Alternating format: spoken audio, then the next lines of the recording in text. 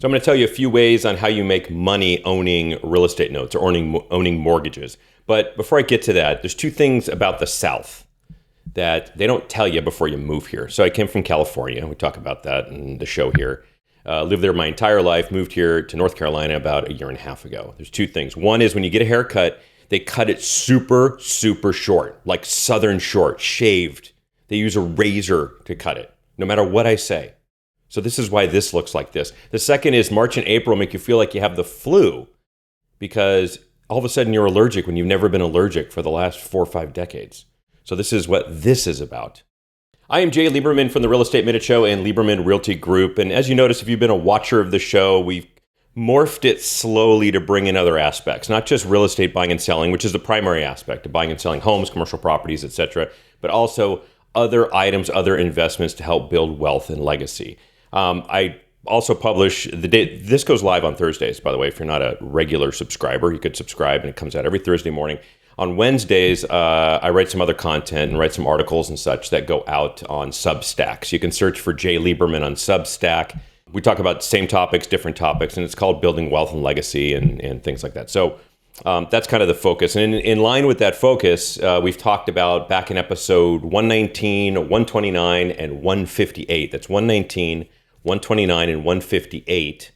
We've talked about investing in real estate notes, where you become the lender on a mortgage on a house or another property. Go check those out. It's very interesting business. I got into it about 2.5 years ago, and I've just been growing the portfolio. I started with 1 or 2 as a test case, built it up to 5. Now there's 30-something in the kind of portfolio that I built. Only 2 defaults, and 1 is coming current right now. But there's 3 main ways that you can make money buying real estate notes. And if you go to those episodes I told you, 119, 129, and 158, it'll give you kind of a primer, okay?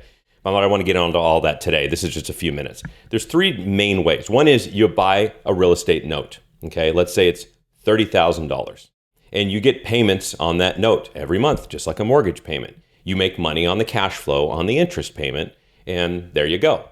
The returns are usually pretty good. The rates on these mortgages are usually about 8 to 10%. There is a default risk, etc., but it's usually fairly low if you find an owner-occupied house because people don't like to lose their houses. And as I said, I have like about 38 of these now, and only 2 defaults, 1 curing. That's really good. So it gives you kind of an idea. The second way to make money on these notes is to, obviously, if there is a default, okay, which we don't like to take houses from people. That's not the goal here. But if somebody doesn't pay for prolonged periods of time, we have to foreclose on them, unfortunately, like I'm doing with 1 right now.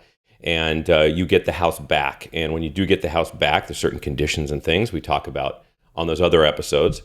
I also teach a course on this, and we get really deep into some of this. And you get the house back. And so when you're buying the mortgage. And I have a kind of an investment sheet that is called buynotesbuildwealth.com if you want to check that out, buynotesbuildwealth.com. And there's an investment sheet which helps you analyze these notes in like 2 minutes. And this sheet has like a red light, green light, which tells me if there's too much loan on the house, called loan to value. I like to be at around the 50-60% mark, meaning that my mortgage is no more than 50-60% of the real value of the house today.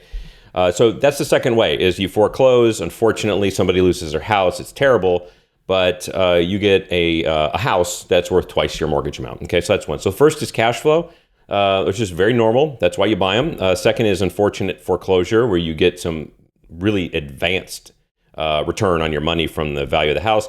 And the third is buying the mortgage originally at a discount, which I always do. So if it's a $30,000 mortgage, meaning that's what's left on the balance of the mortgage right now, I'm not going to pay more than $22,000, $23,000 for that mortgage. Now, the person's still paying on what the original amount was. So that 9-10%, which is the interest rate in the mortgage itself, because I'm buying it cheaper, my actual return is more like 13 to 15%. So those are really the 3 biggest ways. There's various other ways like modifications and selling partial. I mean, it gets very little complicated, but the 3 main ways, again, cash flow, normal, foreclosure, and it kind of a value appreciation on it. And the third is buying the note at a discount.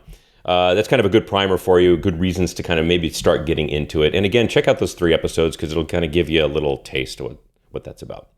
Have a great week. We'll see you next week on the show.